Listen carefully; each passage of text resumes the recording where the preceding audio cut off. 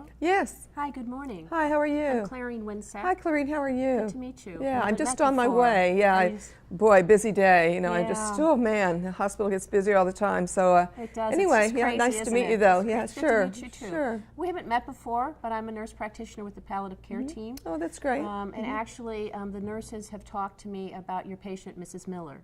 Oh, really? And would you have a few minutes to talk with me? I know you're busy, but would you have a few minutes to talk? Sure. Yeah, I mean, I need to get upstairs in just a couple minutes, but I'm not sure why they would be talking to you. I mean, Mrs. Miller, she's not palliative care or anything like that. No, I mean, I know you all do a great job up on oncology, and thank you. But yeah. Thank you. Well, you know, they did talk to me. You know, nurses here can give consults to palliative care, but I have not seen her. I certainly wanted to talk to you to understand. My understanding is you've cared for her for quite a while. Sure. Oh, yeah. I will tell you that the nurses had some concern about, you know, she's got that hip wound, and she seems to be, in their perception, having a fair amount of pain with that, and some dyspnea also. Yeah, and I mean, so I think that's we're why just they called me. yeah, I think we're just going through a little rough time. You know, she's done well, you know, with her breast cancer and very stable, but she has all these other things going on. And I think what happened is her daughter left town, and so normally her daughter gets her up and around, and so you know how it is with these older people. Yes, she was at home for a couple weeks and just didn't move much, and so man, she came through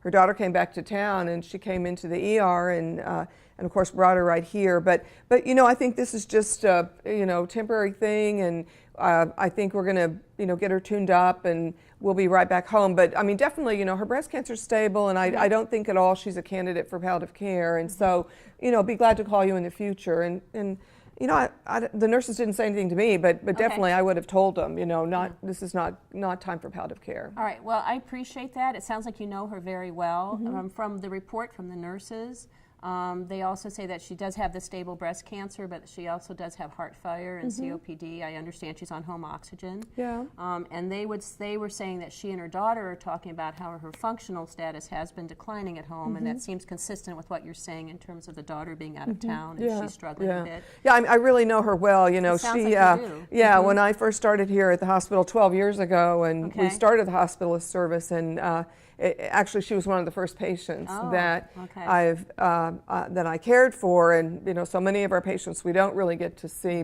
but she's just somebody that she's so adorable. I mean, I just love her. Yeah, they say she's adorable. Yeah, she reminds me of my grandmother. So every time she comes in, the nurses call me and make sure that she gets admitted to my service. So I know her really well, and I try to take really good care of her. Yeah, and obviously, I mean, what a great benefit to her to have that continuity with you over 12 years, and for her daughter. That's amazing. Yeah. But I do want to try to be sensitive or receptive to the nurses' consult for me. And again, looking at the pain, when they turn her, when they really do almost any nursing care activity, she appears to be in a fair amount of discomfort. Yeah. Sometimes calling out. And then the dyspnea, as you probably know with the HOMO too, I assume you've been dealing with that for many years. Oh, yeah. I'm wondering if in the clinic setting, when you would see her, if you did talk about preferences or goals with her.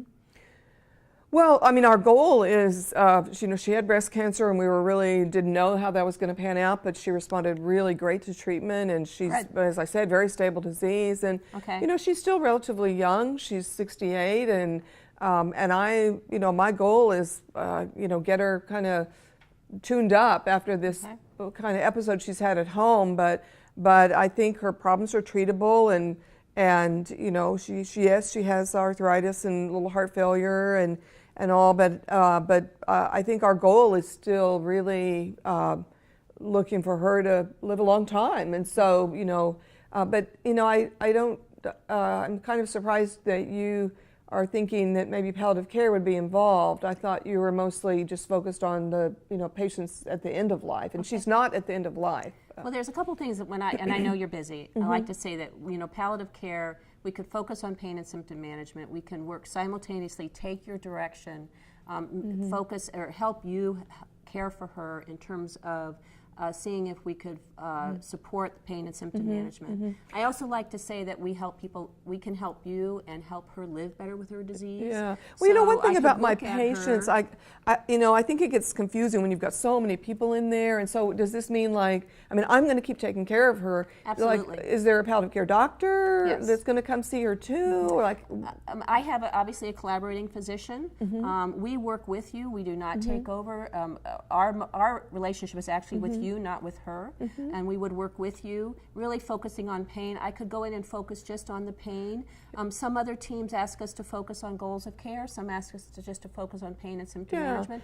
I would respect your focus. Yeah. Well, to see if we could add another eye. Like I've said, I mean, I know her really well, and I know what it's like, and I think sometimes it's you're talking about goals of care. Well, my goal of care is that my patients don't get so confused that they don't know who's seeing them, and so I mean, it's fine with me if you want to come and see her, and I would be glad to have your thoughts on her pain. Okay. That is an issue that I'm a little worried about. Okay. But please don't drag that whole team in there, and I don't want another doctor seeing her because it's really important, for somebody like her, continuity, and I think that's something we've been able to do well is that she has her primary doctor over in the clinic, Dr. Smith, and he and I communicate, and she sees me when she's in the hospital, she sees him in the clinic, and that's enough. And so, but if you want to go see her and then give me a call and tell me what you think, that would be fine. Thank you. I appreciate that. I will focus just on pain. We don't have that big team effect that comes into the rooms. We don't want to overwhelm the patient. I will only look at her pain and do a symptom assessment, and then I will call you. Great. And then we can negotiate what our next step would be. Okay, great. Want to absolutely honor the relationship she has with you and Dr. Smith in the clinic. It's been a system that's been working well for you, and only see if there's something we can do from palliative care to enhance her care and to support you in caring for her. Sure. So I promise that once I do see her and start to write up my note, I will call you. Great. Okay. Thanks a lot. You're Appreciate welcome. it. It's good to meet you and talk to you. Sure. Nice to meet you. Thank you.